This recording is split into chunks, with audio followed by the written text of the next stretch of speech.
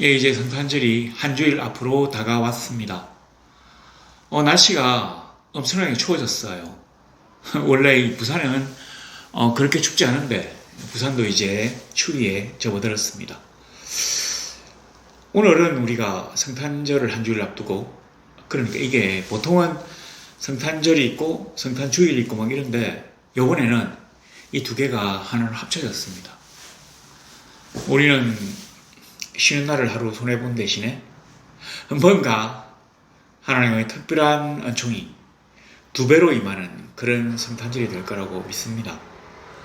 믿는데 제가 이제 또 걱정스러운 거는 뭐냐면, 저때 그 할로윈 때 이태원 참사 같은 뭐 그런 일이 벌어지지 않도록 이번 성탄절 또 성탄절 이브 밤에 이때는 특별히 우리 친구들이 좀 약간 밀집하지 말고 여유 있게 그렇게 하나님의 성탄을 축하하면 좋겠습니다. 아직까지 우리 코로나가 완벽하게 물러가지 않았다는 것을 기억하고, 요즘 보니까 또 코로나 환자들이 막 늘어나는 것 같은데, 우리가 하나님의 보호와 인도 가운데서 그 어느 때보다 더 기쁘고 즐거운 하나님의 은총이 충만한 그러한 성탄절을 보내게 되기를 소망합니다. 오늘 우리가 보니까 이제 누가복음 2장에 제가 이 성경 말씀을 가만히 보다 보니까 의문이 하나 생깁니다. 뭐냐면, 왜 예루살렘이 아니라 베들레헴일까? 그 디메오의 아들 바디메오가 뭐라고 합니까? 다윗의 자손 예수요. 원래 이제 그 당시에 유대인들에게 다윗의 자손이란 말은 메시아라고 하는 말과 똑같은 말입니다. 그러니까 메시아는 다윗의 자손으로 온다는 얘기죠. 좋습니다. 그러면 다윗의 성읍이 어디입니까? 원래 다윗은 베들레헴에서 태어나긴 했지만, 그리고 어렸을 때 베들레헴에서 보내긴 했지만, 이 사람이 나중에 왕이 되고 난 다음에 그 다윗 산성을 빼들어 가지고 자기의 거성으로 삼았습니다. 그래서 우리가 지금 말하는 그 시온성, 찬송가에도 나오잖아요. 그 시온성이 바로 다윗성입니다. 예루살렘에서. 근데 왜 예수께서는, 주님은 예루살렘이 아니라 베들레헴일까? 그리고 또 하나 이제 제가 이 성경 본문을 뚫어지게 살펴보다가 느낀 게 뭐냐면, 이 성탄절은 우리 인간들뿐만 아니라 하나님 아버지께서도 기다리고 계셨다고 하는 거죠. 좀 말이 이상한데, 그가 아무 때나 성탄절을 만들어낸 게 아니라 어떤 특별한 조건을 만족하는, 소위 말해서 때가 참에 그를 보내셨다고 하는 그러한 날을 예비하셨다는 말입니다. 그리고 그 예비한 날을 기다리고 계셨다는 얘기예요. 오늘 우리 2장 1절에 보니까, 그때 가이사 아구스도가 영을 내려 천하로 다 호적하라 하였으니, 그때 가이사 아구스도, 이 그때에로 제가 조금 전에 말씀드렸습니다. 그때 어느 때입니까? 예수 그리스도께서 나셔야만 하는 가장 적당한 때, 우리 하나님 아버지께서 온 인류를 위하여 구속의 큰 계획을 세우시고 가장 알맞은 날이라고 계획하신 바로 그때, 저는 이렇게 생각합니다. 사실 여기서 그때는 이제 예수께서 탄생하실 때라는 말이겠죠. 그런데 우리는 그렇게 생각합시다. 그러므로 이 성탄은 우리 인간들뿐만 아니라 성부 하나님께서도 기다리고 계시던 바로 그런 날이었다고 하는 것이죠. 왜냐하면 이제 그리스도의 탄생으로 말미암아 하나님의 구원의 굉장한 첫발이 떼지는 기념비적인 날이기 때문입니다. 우리가 흔히 어떤 그 계획을 세우면 뭔가 이 계획이 결과를 나타내는 그런 것만을 요구합니다. 근데 잘 생각해 보세요.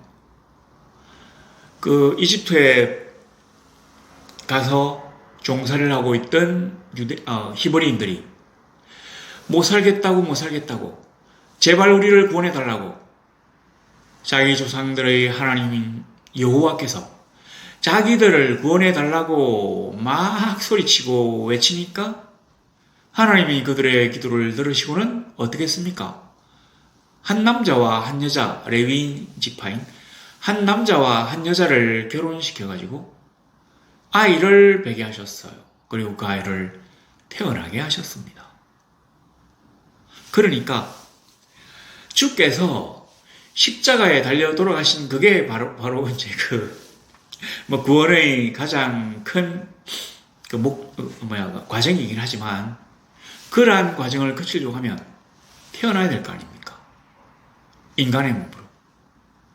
그래서 바로 그때. 이게 이제 가이사 아구스토는 사실은 보면 이게 사람 이름은 아니에요. 그냥 로마 황제를 일컫는 말입니다. 가이사, 이것도 황제고요. 아구스토, 이것도 황제입니다. 그러니까 조금 붙이면, 가이사, 아니면 가이젤, 카이우스, 아우구스티누스, 이거 발음 잘 안 되네요. 아우구스티누스. 이거를 갖다가 존엄자다, 이런 식으로 해가지고, 황제를 아우구스투스라고 합니다. 가이우스를 아마 가이사라고 적은 것 같은데, 이것도 황제를 얘기해요. 독일 빌헬름 2세가 수염을 아주 얍실하게 이렇게 키웠는데, 이걸 우리가 뭐라고 했습니까? 카이젤 수염이라고 했잖아요. 카이젤은 바로 여기 나온 이 가이사거든요. 황제. 카이젤. 여하튼 가이사 아구스토를 누구라고 하냐면 가이우스 옥타비아누스래요. 우리 중학교 고등학교 때 세계사 시간에 배운 거를 기억하시면 옥타비아누스도 상당히 로마 제국을 부강하게 만드는데 큰 기여를 한 황제입니다. 그리고 우리가 또 이 사람이 얼마나 유명한지를 알 수 있는 그 일화가 있는데, 아구스토 있죠. 아구스투스를 갖다가 어거스트, 우리 1, 2, 3, 4, 5, 6, 7, 8 어거스트. 그리고 난 다음에 우리 옥타비아누스라고 했잖아요. 악토브라고 하잖아요. 악토브. 옥타비아누스. 옥토브라고 해야 됩니까? 악토브라고 해야 됩니까? 바로 그런 식으로 자기의 탄생 연도를 갖다가 탄생월을 만들어낸 사람이 바로 이 황제입니다. 가이사 아구스토가 영을 내려 천하로다 호적하라 하였으니. 자, 이제 거꾸로 한번 생각해 봅시다. 우리 하나님이 예수 그리스도를 이 땅에 보내야 되겠는데, 그런데 사람들이 뭐라고 하는 거 아니? 계속 다윗의 자손이요 라고 하거든요. 그리고 미가스 5장 2절에 보면 베들레헴에 탄생하도록 되어 있어요. 물론 하나님이 그렇게 말씀하신 거죠. 그러니까 그 성경을 꼭 성취시켜야 될 책무가 성부 하나님에게 있었다는 얘기입니다. 근데 하나님이 이제 딱 보니까 이 요셉이 베들레헴에 살지 않고, 다윗의 자손은 맞는데 베들레헴에 살지 않고 지금 갈릴리 나사렛에 살고 있습니다. 그러니까 유대가 있고, 여기 이제 베들레헴 예루살렘에 있고, 그 다음에 사마리아가 있고, 그 위에 이 갈릴리가 있어요. 갈릴리와 유대는 상당히 다른 지역입니다. 한 150km 정도 떨어졌대요. 그리고 이 요셉은 목수기 때문에 거기서 이제 나사렛에서 영업을 합니다. 목수일을 하는 거죠. 그러니까 예수 그리스도께서 베들레헴에서 탄생하셔야 되는데, 지금 이 사람은 나사렛에 살고 있고 여기서 이제 장사도 하니까, 영업도 하니까 여기 있는 사람을 이쪽으로 옮겨야 될 거 아닙니까? 그래서 하나님은 옥타비아누스 황제에게 천하로 호적하게 하는 방법을 택하셨습니다. 옥타비아누스에게 마음을 넣어주셨겠죠. 네가 이 거대한 대제국을 효율적으로 다스리려고 하면 어디에 사람이 얼마나 있는지, 어느 족속이 몇 명인지를 정확하게 파악하는 게 중요하다. 그리고 지금 민족과 부족, 그리고 고향을 떠나서 유리하는 사람들이 많은데, 일단 이 사람들을 각지 본적지로 돌려보내는 일들이 무엇보다도 중요하다. 보통 우리가 국사나 세계사 같은 걸 보면 인구 조사를 한 왕을 아주 큰 업적을 세운 사람으로 기억합니다. 바로 이 가이우스 옥타비아누스도 뭐 그런 사람이었습니다. 그래서 그가 천하로 하여금 호적하게 호정령을 반포합니다. 잘 생각해보면 로마당 그 당시 이제 그 지중해 세계를 통일한 이 로마 사람들 입장에서는 예수 그리스도의 탄생을 자기도 모르게 준비하는 일에 기여하게 된 겁니다. 왜냐하면 호정령이 딱 반포됐으니까 제국 안에 있는 모든 사람들이 본적지로 가서 고향으로 가서 일단 거주하면서 등록을 해야 될 거 아닙니까? 그리고 아마 이 등록하고 다른 또 흩어지는 게 아니고 아마 거기 어느 정도 살아야 됐던 모양입니다. 그래갖고 이 세금 체계를 갖다가 만들어내야 됐던 것 같은데 우리가 이 세상에 되어지는 일들 가운데 하나님의 섭리가 미치지 않는 일은 없다고 봐도 좋습니다. 우리는 갑자기 왜 이런 일들이 벌어지는지 이해할 수 없을 때가 있어요. 그 당시 사람들에게도 갑자기 옥타비아누스 황제가 이 악토브 황제가 왜 갑자기 호정령을 반포했는지를 모를 수가 있습니다. 이 사람이 또 자기 잘난 척 하든지 아니면 백성들을 괴롭히려고 또 쓸데없는 짓을 하는구나 하고 그냥 넘어갈 수 있어요. 그런데 그 원 목적은 나사렛에 살고 있는 요셉을 베들레헴으로 보내려고 하는 목적이 들어 있었다는 겁니다. 그러니까 이제 베들레헴이라는 게 뭔가 굉장한 의미로 다가올 수 있습니다. 성탄절이라는 게 굉장한 의미일 수 있습니다. 그 당시 로마 안에 있던 모든 사람들은 아무도 예수 그리스도의 탄생에 대해서 기대하지 않았지만, 준비하지 않았지만 우리 하나님 아버지께서 자기의 큰 섭리를 위하여 강제로 온 제국 사람들에게 준비시킨 거예요. 호정령을 반포하게 함으로써. 그리고 난 다음에 구레뇨가 수리아 총독이 되었을 때 처음 한 것이라 되어 있는데 그냥 생략합시다. 모든 사람이 호적아를 각각 고향으로 돌아가매 요셉도 다윗의 집 족속이므로 갈릴리 나사렛 동네에서 유대를 향하여 베들레헴이라는 다윗의 동네로 약혼한 마리아와 함께 호적아로 올라가니 마리아가 이미 잉태하였더라. 실제로 하나님이 의도하신 건 뭡니까? 요셉이 가는 게 아니에요. 예수 그리스도께서 베들레헴에서 탄생하시는 것을 하나님이 의도하신 것입니다. 계획하신 것입니다. 그런데 사실은 이 요셉과 마리아가 아직까지 결혼한 사이는 아닙니다. 그냥 정혼한 사이예요. 여기 이제 약혼한이라고 있는데 유대에서 그 정혼이라고 하면 오늘날 우리가 생각하는 약혼과는 많이 다릅니다. 실제로 이 정혼은 거의 결혼한 거나 마찬가지입니다. 그러나 결혼은 아니에요. 왜냐하면 같이 부부 생활을 하는 것은 아니거든요. 그러니까 요셉과 마리아가 결혼한 게 아니기 때문에 요셉 집안에 마리아 이름을 넣어가지고 거기 올릴 필요가 없어요. 다시 말해서 마리아가 베들레헴까지 갈 필요가 없다는 말입니다. 베들레헴도 예루살렘에서 한 8km 정도 떨어져 있다고 하는데 산악지역입니다. 그리고 나사렛도 산과 산 사이에 있대요. 그러면 어떻습니까? 나사렛에서 베들레헴까지 150km가 되는데 이미 잉태가 됐대요. 5절에 이미 잉태했더라. 이미 잉태한 마리아를 굳이 데리고 갈 필요가 있었을까요? 그래서 하나님은 이 여인을 예수 그리스도를 잉태한 이 여인을 베들레헴까지 보내셔야 했거든요. 자, 그래서 사실은 이제 성경학자들이 또 어떤 그럴듯한 가설을 내어놓습니다. 왜 그때 굳이 안 가도 되는 마리아를 데리고 갔을까? 물론 하나님의 섭리 때문이긴 하지만 그걸 빼고 우리가 한번 생각해 본다면 그때 이제 사실은 보통은 그 당시 그 지역, 그 나라, 그 지방의 유대인들의 그 결혼 풍속을 보면 대개 한 14살쯤 되면 결혼한대요. 그리고 한 16살 이후에 이제 애를 낳는데요. 그리고 그러면 한 1년쯤 전에 한 13살쯤 돼서 정혼을 합니다. 그래서 보통 사람들은 이 마리아를 아마 그때 한 13세 정도로 예상합니다. 황당하죠?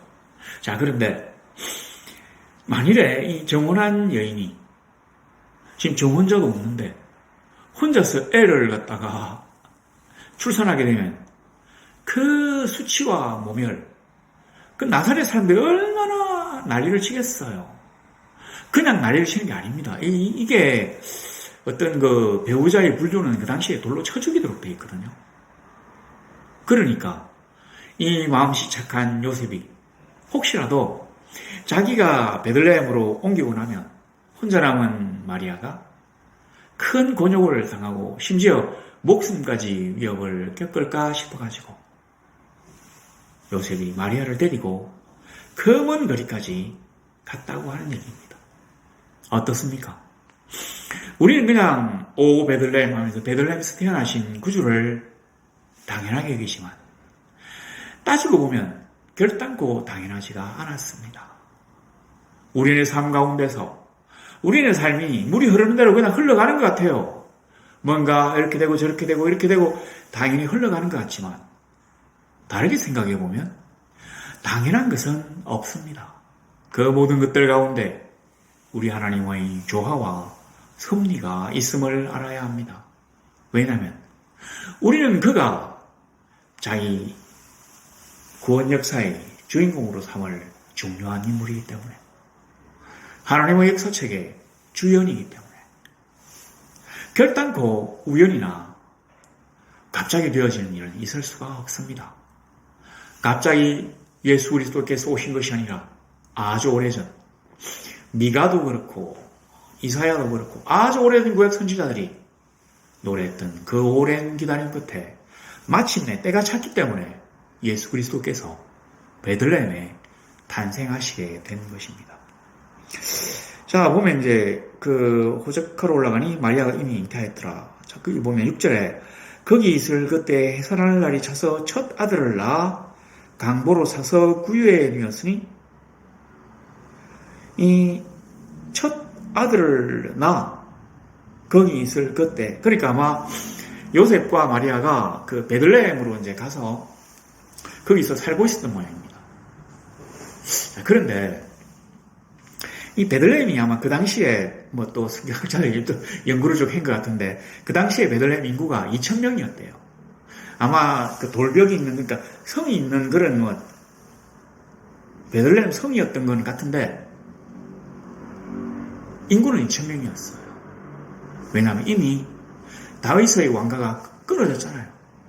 그리고 그 당시 왕이 누구냐면 헤롯 아닙니까? 그러니까 이 이제 그리고 아마 다윗의 후손들이 뭐 뿔뿔이 흩어졌겠지만 그래서 이 베들레헴은 인구 2,000명의 아주 적은 도시가 되었습니다. 도시라고 해야 됩니까?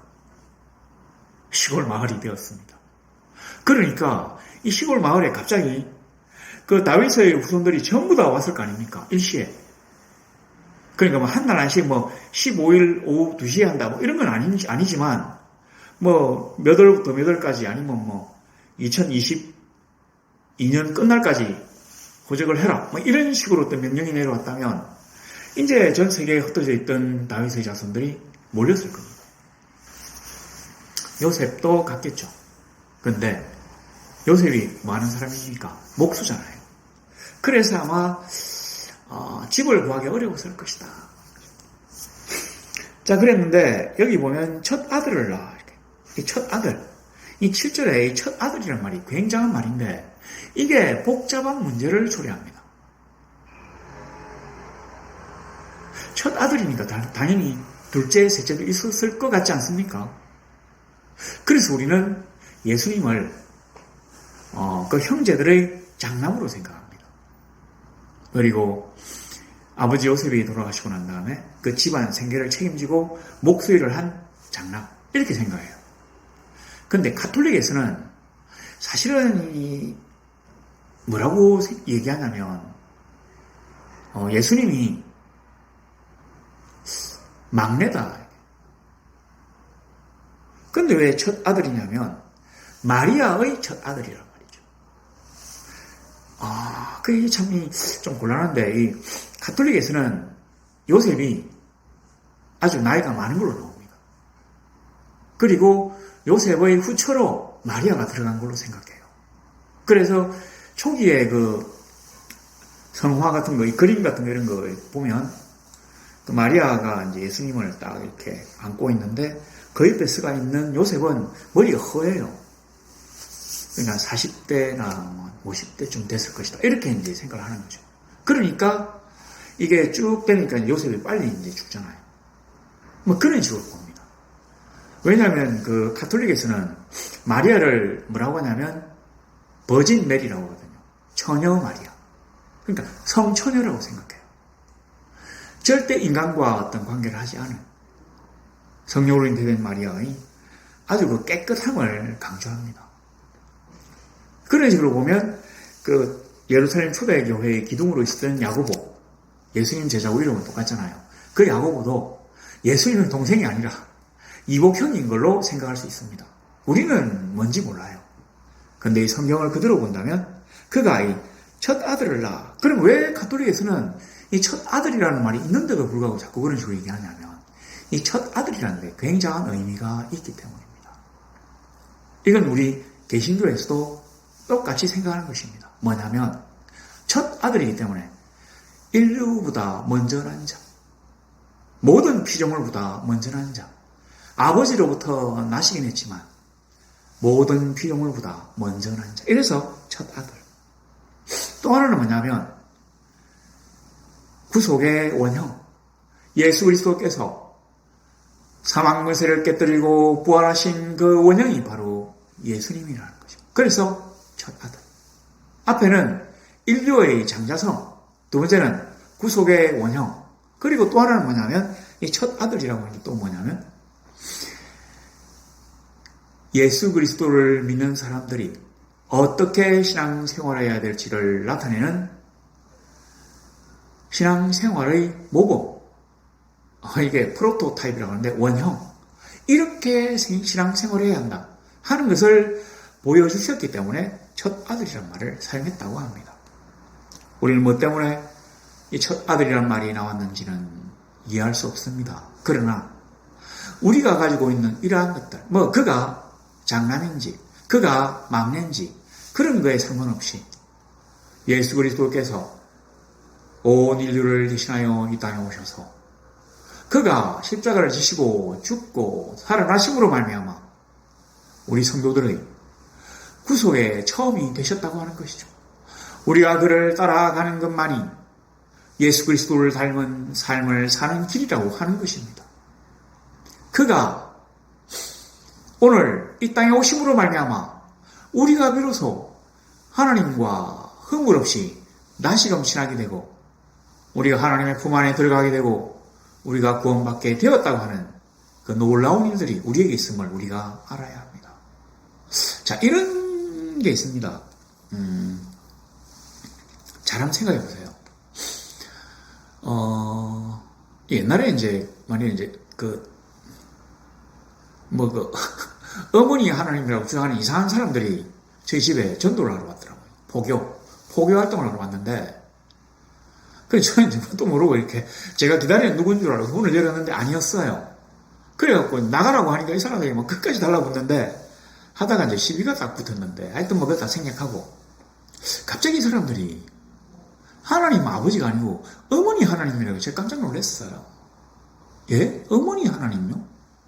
해보니까 이제 어디 그 이단의 첩을 갖다가 막 일컫는 얘기를 막 하던데, 그러면서 막 섬겨야 된다고 막. 우리가 예수를 믿어야 될 게 아니라 그 어머니 하나님을 섬겨야 된다고 막 그렇게 하더라고요. 제가 그렇게 했습니다. 그 사람이 우리를 위해서 뭘 했냐고 딱 물었어요. 예수님은 우리를 위하여, 온 인류를 위하여 자기의 목숨을 바치셨어요. 하나님 아버지는 온 인류를 구속하기 위하여 자기의 사랑하는 독생자를 주셨어요. 근데 그 여자는 뭐 했냐고요, 우리를 위해서. 우리는 단지 그가 지위가 높고 돈이 많다고 해서 섬기지 않습니다. 감사하지 않아요. 그가 우리를 위해서 뭔가를 했기 때문에 감사하는 것입니다. 하나님의 아들이 이 땅에 온 것이 굉장한 일이 아니에요. 그가 우리를 위하여 십자가를 지시고 그가 우리를 위하여 피 흘리셨기 때문에 그가 우리를 위하여 사망 문세를 깨셨기 때문에 우리가 그의 나심을 그렇게 축하하며 감사하며 그를 감사함으로 섬기는 것입니다. 기쁨으로 찬양하는 것입니다. 어떻습니까? 우리 하나님이 베들레헴에서 다른 모든 것도 아니고 베들레헴에서 태어나게 하신 게 바로 이상한 하여튼 그런 사이비 이단들을 갖다가 방지하기 위함입니다. 또 자기가 예수라고 주장하는 웃기는 사람 한 명 있잖아요. 이상한 사람 대구에서 막 사람 모아서 막 헛소리하는 그 사람들.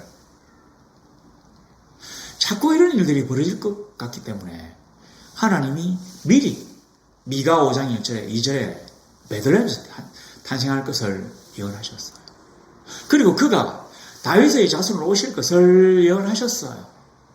그 성경을 응하게 하기 위하여 두 가지 조건이 필요하잖아요. 다윗의 후손일 것과 베들레헴에서 태어날 것. 그러니까 이제 우리가 나중에 보면 니고데모죠. 니고데모. 이 사람이 뭐라고 합니까? 친구 빌리비가 참 좋은 선지자, 우리가 메시아를 만났다, 가보자 이러니까, 어디 출신이냐고 물어보잖아요. 베들레헴 출신이다 이랬으면 되는데, 나사렛 출신이라고 하니까, 나사렛에서 무슨 선한 것이 나겠느냐고 하잖아요. 바로 이겁니다. 그가 성경이 예언한 선지자인지 아닌지, 그러니까 그가 성경이 오실 거라고 예언한 메시아인지 아닌지를 알기 위해서는 그 두 가지 조건을 만족하는지를 먼저 보면 됩니다.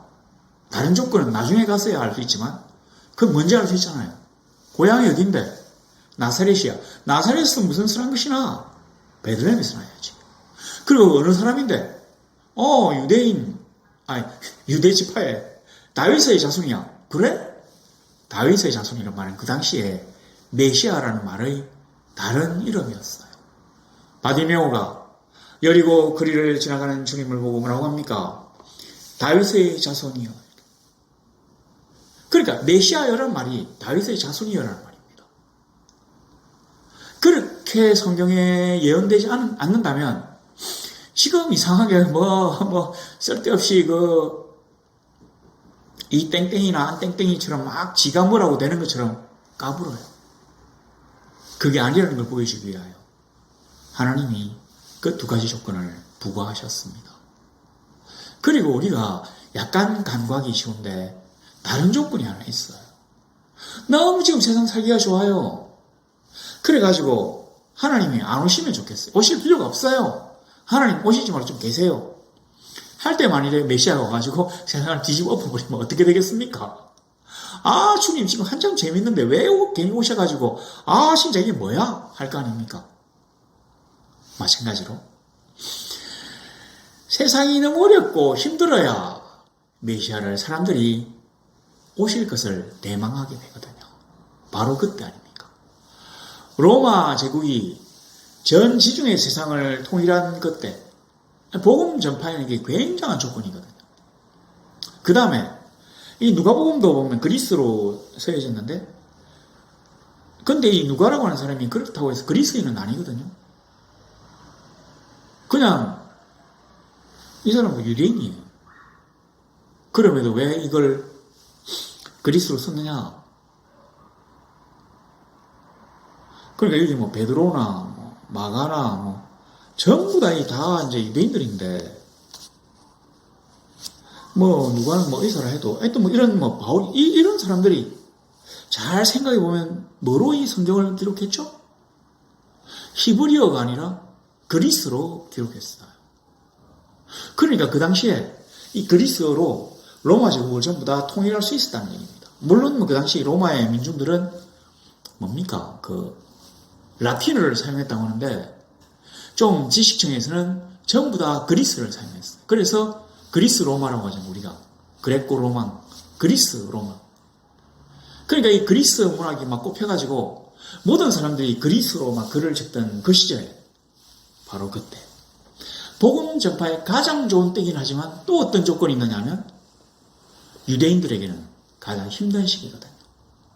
로마 제국의 지배를 받아가지고 유대의 독립성이 없어졌어요. 뭐 왕도 있는데 이 왕이 그 왕이 아닙니다. 독립국의 국왕이 아니에요. 그냥 한 지역을 다스리는 대영주를 왕이라고 합니다. 그냥. 왜냐하면 이 옥타비아누스가 그 젊었을 때 그 공부를 했는데 아마 그때 그 공부하던 친구가 헤롯이었던가 봅니다. 그래서 이 헤롯을 유대 왕으로 삼았어요. 근데 제가 이제 그때의 상황을 정확하게는 알 수 없지만 이럴 수 있습니다. 로마 황제가 아주 자그마한 유대라는 지역을 딱 볼 때는 유대가 여기 있고 에돔이 여기 붙어 있거든요. 그러니까 이 사람은 이렇게 생각했을 수 있습니다. 뭐 유대나 에돔이나 거기서 건데 그냥 뭐 아무나 뭐 그쪽에 유대왕 하면 되겠네. 이렇게 해서 아마 에돔 사람을 왕자리에 앉혀설 수가 있어요. 헤롯이 보면 엄청나게 잔인한 왕이거든요. 잔인한 사람이에요. 예수님이 태어났을 때 그 나이를 계산해가지고 베들레헴 인근의 그 2살 이하의 아이를 다 죽이라고 하는 명령도 내리잖아요. 학살. 우리는 뭐 이렇게 하면 뭐 엄청나게 뭐 수백 명 정도를 죽일 것 같은데 그건 아니고 대략만 몇 명? 많아봐야 한 10여 명 정도를 죽인대요. 왜냐면 이 베들레헴 그쪽이 아주 작은 도시이기 때문에. 작은 곳이기 때문에. 근데 어쨌든 간에 막 태어난 애를 막 자기 왕자리 뺏길 것 같아가지고 막 죽일 수 있는 그런 잔인성. 여기 보면 뭐 헤롯이 그 사람들 많이 죽여가지고 하는 그 기사가 막 나오잖아요. 왜 이렇게 잔인했냐면 유대인이 아니거든요. 자기는 에돔 사람이에요. 에돔 사람은 유대인을 원수로 생각합니다. 그러니까 자기는 유대인 지키는 거는 전혀 개의치 않아요. 자기의 왕작을 유지하는 데만 초점을 맞추지 유대인들의 복리 향상은 꿈도 꾸지 않습니다. 자기의 권위, 자기의 지위, 자기가 얼마나 높아지느냐면 관심을 기울인 사람이 바로 헤롯입니다. 유대인들이 얼마나 힘들었을까요? 그 잔인한 사람. 막 남의 못 끊는 걸 아주 쉽게 생각하는 사람. 자기 자식과 아내까지 죽인 이 아주 잔인한 이 사람. 이런 이방인이 자기 나라의 왕으로 있어요. 그리고 로마의 그 식민지가 되었어요. 얼마나 힘들었겠습니까? 그러니까 자연스럽게 메시아가 구약 성경에 예언된 메시아가 나셔서 다윗 왕국을 다시 만들어가지고 우리로 하여금 평안 속에 거하게 하시기를 간구하게 되는 것입니다. 바로 그때. 그러니까 우리 하나님이 이 성탄을 위하여 아주 세밀하게 세팅을 맞추신 것입니다. 그리고 이제 마지막으로 강보에 서서 구유에 누웠으니 여관에 있을 곳이 없음이라. 자, 이제 이게 문제인데 사실은 우리 한번 생각을 한번 해봅시다. 여관에 있을 곳이 없음이라 이렇게. 근데 요 여관이란 말을 원문으로 보면 여관이라는 뜻도 되지만 대부분은 처소, 장막, 거처 이런 뜻이거든요. 그러니까 이는 집에 있을 곳이 없. 그러니까 예수님을 이제 어디 놓아둘 뭐라고 해야 합니까? 이거 출산해가 받아가지고 놓아둘 그런 곳이 없었다 이런 뜻으로 봐도 됩니다. 어쨌든 우리가 이제 여기 한글 성경에 충실하게 여관이라고 생각한다면 구유에 누웠답니다. 근데 이 구유가 우리가 생각하는 것처럼 이렇게 바깥에 있는 것은 아니에요. 그 당시 이제 유대인들은 주로 어떤 식으로 집을 지었느냐면 이렇게 사각으로 집을 짓습니다. 좀 괜찮은 집들이에요. 그러니까 이 집을 짓고 여기다가 이 문이 하나만 있어요. 요즘처럼 이제 유리가 없기 때문에 당연히 유리창도 잘 없겠죠? 아주 작은 먼지구멍, 연기를 하는 구멍만 이렇게 하나 있지 않겠습니까? 그래서 밤 되면 깜깜해요. 그러니까 밤에 누가 오면, 손님이 오면 돌아갔다가 내려오라고 그런 예화도 나오잖아요. 근데 이 집안에 이게 그냥 흙바닥이거든요. 아주 부잣집에는 돌을 깔지만 흙바닥이에요. 그리고 그 중간에다가 이렇게 좀 땅을 깊이 판대요. 이렇게 막 지하에 막 반지하처럼 이렇게 좀 파가지고 여기다가 짐승을 갖다가 모르는 거예요. 그러니까 낮에는 바깥에 나가가지고 이렇게 꿀을 먹이다가 뭐 풀 같은 거 뜯게 하다가 밤 되면 뭐 뭡니까 뭐 이런 게 와서 잡아먹을 수 있으니까, 그리고 또 사람들이 와서 뭐 훔쳐갈 수 있으니까 이 짐승들을 해가지고 이 집안에 넣고 문을 다 닫아버리는 거예요. 그리고 좀 큰 집은 아마 중간에 뜰이 있고 뭐 방이 이렇게 돌아갈 수 있겠죠. 항상 그런 식으로 폐쇄적으로 집을 만들어요. 그래서 혼인잔치에 그 늦은 그 신부 측 들러리들이 못 들어가가지고 막 부르고 막 하고 뭐 그런 게 나오잖아요. 그러니까 사실은 1층에 이 마구간이 있어요. 그 사람은 2층에 사는 거죠. 다락방을 갖다가 이 당시 유대인들이 제일 좋은 방으로 생각한 이유가 뭐냐면 냄새가 안 나잖아요. 냄새가 저 위에 있으니까. 거기다가 다락이니까 사방에 뻥 뚫려가지고 바람도 잘 통하고 넓고 쾌적하니까 다락방을 좋아하는 거예요. 그 이제 1층에 1층에 2층에 이제 사람이 사는 곳인데, 그 사람이 그 2층이 하여튼 뭐 거기는 있을 수 없으니까 짐승이 사는 곳에 함께 있는 거예요. 도저히 사람들이 너무 많이 몰렸는데 있을 곳이 없으니까. 이게 이제 우리에게 뭘 의미합니까? 그는 왕의 이름으로 오신 온 천지의 주인이신 하나님의 아들이죠. 그럼에도 불구하고 그가 굳이 예루살렘의 왕궁이 아니라 베들레헴의 마구간에 말 구유라고 해야 됩니까? 하여튼 뭐 구유에 오신 이유가 다 있다고 하는 거죠. 낮고 선한 곳, 아주 낮은 곳에 오셔서 이 세상 사람들에게 기쁨과 희망, 그리고 치유와 어떤 보다도 나은 삶을 주시기 위하여 약한 자를, 억울한 자를, 우는 자를 섬기고, 그리고 그들의 눈물을 닦아주며, 그리고 그들에게 새로운 기쁨을 줄 수 있는 막 그런 걸 위하여 오셨다고 하는 것을 여기다 적어 놓은 것입니다. 세상은 그를 받아들일 준비가 전혀 되어 있지 않았어요. 여관에 있을 곳이 없습니다. 솔직히 우리가 행복하게 사는지 못 사는지 잘 모르겠지만, 산다고 하면 예수님이 우리에게 오셔도 우리가 받아들일 만한 틈이 없어요. 마음이 막 부유해져가지고 교만해가지고 막 배풍량해가지고 이렇게. 그래서 예수 그리스도의 오심을 바라는 사람들은 삶이 고달픈 사람들입니다. 그리고 꿈과 희망이 필요한 사람들이에요. 치유가 필요한 사람들입니다. 뭔가 부족한 게 있는 사람들이에요. 마음이 허한 사람들입니다. 그런 자에게 예수께서 오셔서 우리를 섬겨주시고 우리의 삶을 변화시키시며 우리로 하여금 새로운 꿈과 희망을 가지게 하신 것입니다. 바로 그것이 성탄의 의미라고 생각합니다. 왜 그가 베들레헴입니까? 사실은 다윗의 자손인데 다윗의 자손이 꼭 베들레헴에 날 필요도 없잖아요. 예루살렘도 있는데. 그럼에도 불구하고 그가 베들레헴에 나신 것은 바로 그러한 뜻을 우리로 하여금 알게 하고자 함이었다고 하는 것입니다. 이제 일주일 남았습니다.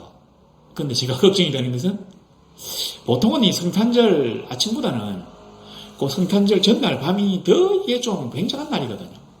뭔가 마음이 막 설레고, 특히 그 청춘 남녀 같은 경우에 어딘가 자기를 기다리고 있었던 어떤 그 연인을 만날 수 있을 것 같은 그런 마음이 막 붕 떠가지고 혹시라도 이렇게 사람이 일시적으로 어딘가에 너무 많이 몰려가지고 문제가 생기지 않도록 우리가 미리미리 좀 조심도 하면서 예수 그리스도의 나심을 축하하는 게 꼭 그렇게 난리를 칠 건 아니거든요. 그러니까 우리 기쁘고 즐겁게, 그래서 다시는 그런 끔찍한 비극이 생기지 않으면, 그래서 우리가 하나님 안에서 정말로 참 행복하고 즐거운 예수 그리스도의 나심을 탄생하는 크리스마스 이브 그리고 성탄절 되면 좋겠습니다. 아름답고 즐겁고 희망의 찬, 그리고 뭔가 하나님이 우리를 위하여 예비하신 아름다운 일들이 많이 생기는 멋지고 신비한, 그리고 감사한, 기쁘고 즐거운 성탄이 되시기를 우리 주 예수 그리스도 이름으로 소망합니다.